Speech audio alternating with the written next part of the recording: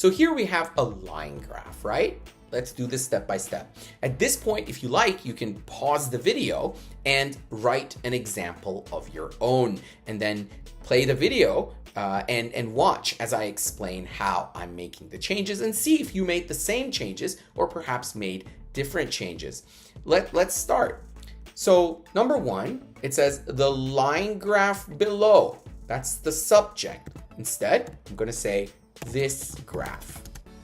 Below, again, remember, always delete below. Shows, I'm going to change it to describes. And then it says the number of students. I'm going to say the rate of students. Remember, number, we can replace it with rate because it's countable. And rate can be used both with countable and uncountable nouns.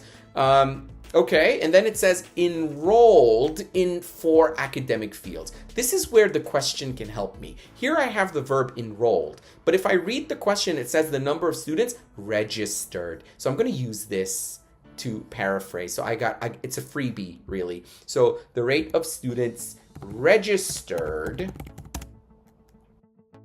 at, okay, and then it says in 4 academic fields. You know what? I think I can mention it's only 4. So I'm going to say in the hard sciences, engineering, medicine, and arts and humanities majors. Okay? And then it says at Northview University. Do I have to mention this detail? No, I'm just going to say at a university. I am, however, going to mention the name Northview later at some point.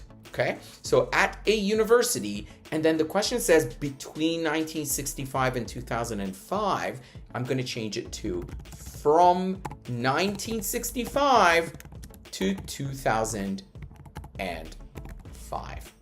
So as you can see, and if you compare what we have up here to my example, you will notice that I have made plenty of changes, and now this sentence is completely paraphrased.